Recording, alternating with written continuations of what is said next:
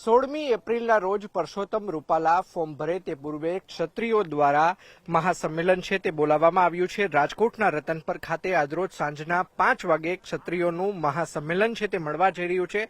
પરંતુ અત્યારથી જોઈ શકાય છે કે કેસરીયો સાફો ધારણ કરીને ક્ષત્રિય સમાજના યુવાનો છે તે કાર્યક્રમ સ્થળ ખાતે પહોંચી ચૂક્યા છે. શું કહેશો, કયા પ્રકારની તૈયારી આપ જોઈ રહ્યા છો?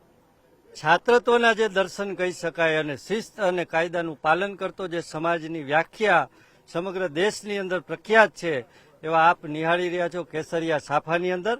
આવી અમારી 50-50 યુવાનોની 10 થી 15 ટીમો બનાવવામાં આવેલી છે અને અમને તો ત્યાં સુધી ખ્યાલ છે કે અમારે પોલીસ પ્રશાસનની ક્યાંય મદદની પણ જરૂર નહીં પડે. શિસ્તબંધ રીતે ભવ્યથી ભવ્ય ગુજરાતના ઇતિહાસની અંદર એક નોંધ લખાય અને ગિનીસ બુકના રેકોર્ડમાં પણ આવી શકે એવી મેદની સમગ્ર ગુજરાત સિવાયના પણ બહારના રાજ્યોમાંથી બહોળી સંખ્યામાં આ પ્રસંગ અમારો છે, આ અમારો પરિવારનો પ્રસંગ છે એવી ખૂબ સારી ભાવનાથી અને ખૂબ લાગણીથી બહોળી સંખ્યામાં સમાજના બહેનો ભાઈઓ જોડાવાના છે. ચોક્કસ તો સમાજના બહેનો ભાઈઓ છે મોટી સંખ્યામાં જોડાવાના છે. શું કહેશો, ગામડે ગામડેથી હાલ અત્યારે બસો આવવાની છે તે શરૂ થઈ ચૂકી છે. કયા પ્રકારનો માહોલ અત્યારે જોવા મળી છે અને કયા પ્રકારની ક્ષત્રિય સમાજની માગણી છે? અમારી માંગણી એક જ છે, રૂપાલાને હટાવો. એટલે બાકી અમારે કાંઈ બીજી માંગણી નથી. અમે ભાજપ હારે પહેલેથી છીએ અને પહેલે ઠેઠ ઊંધી રહેવાના છીએ. બસ એક જ માંગણી છે અમારી. ચોક્કસ તો ક્ષત્રિય સમાજની એક જ માંગણી છે કે રૂપાલાને હટાવવામાં આવે. મોટી સંખ્યાની અંદર અહીંયા જોઈ શકાય છે કે જે વૃદ્ધો છે તે પણ અહીં આવી પહોંચ્યા છે. અન્ય લોકો છે, આપણે તેમની સાથે પણ વાતચીત કરીશું. બાપુ, શું કહેશો, કયા પ્રકારની ક્ષત્રિય સમાજની માંગણી છે? તમે હાલ અત્યારે મોટી સંખ્યામાં આવ્યો છો, સૂર્યનારાયણનું તિલક પણ કર્યું છે, શું કહેશો? રૂપાલાને હટાવવાની.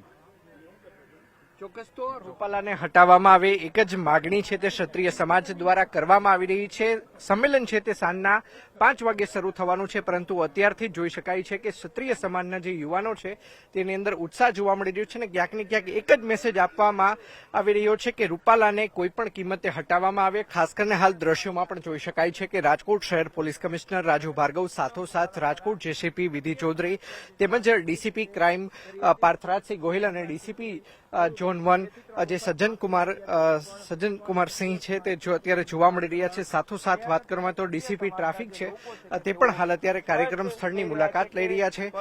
થોડીક જ વારમાં તેઓ આગેવાનો સાથે પણ વાતચીત કરશે અને સાથોસાથ અહીંયા કયા પ્રકારની વ્યવસ્થા ગોઠવવામાં આવી છે તે બાબતે નિરીક્ષણ કરવા ખુદ રાજકોટ શહેર પોલીસ કમિશનર રાજુ ભાર્ગવ છે તે હાલ અત્યારે પહોંચ્યા છે.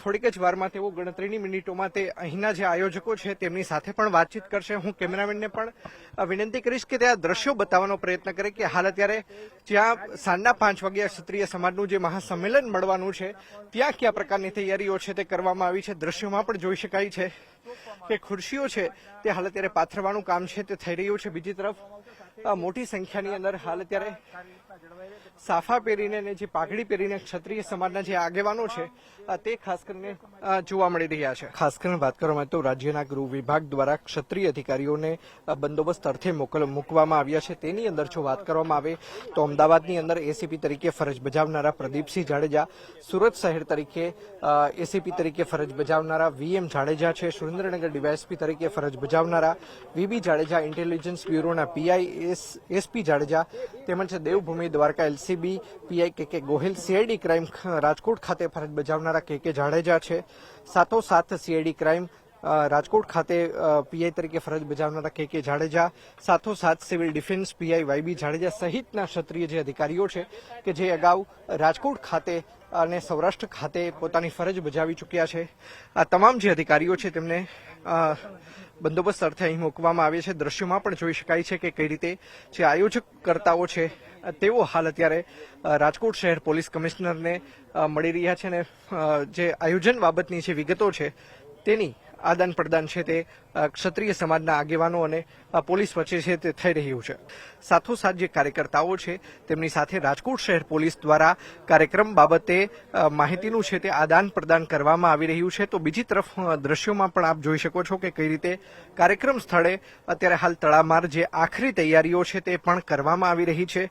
રાજકોટ શહેર પોલીસ દ્વારા જે કેટલીક શરતોને આધીન જે કાર્યક્રમ બાબતની મંજૂરી આપવામાં આવી છે તે તમામ શરતોનું પાલન છે તે ક્ષત્રિય સમાજના આગેવાનો અને કાર્યકર્તાઓ દ્વારા કરવામાં આવી રહ્યું હોવાનું સામે આવ્યું છે. હું કેમેરામેનને વિનંતી કરીશ કે તે સીસીટીવી પણ બતાવવાનો પ્રયત્ન છે તે કરે.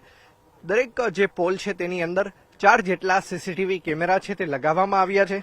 રાજકોટ શહેર પોલીસ દ્વારા જે 13મી એપ્રિલના રોજ જે મંજૂરી આપવામાં આવી હતી તેમાં 1000થી વધુ વ્યક્તિઓ જ્યારે એકઠા થતા હોય ત્યારે ગુજરાત સરકારના નિયમ અનુસાર સીસીટીવી કેમેરા લગાવવા ફરજિયાત હોવાનું જણાવવામાં આવ્યું હતું, જેના કારણે હાલ અત્યારે તમામ જે પોલ છે તેમાં સીસીટીવી કેમેરા પણ લગાવવામાં આવ્યા છે.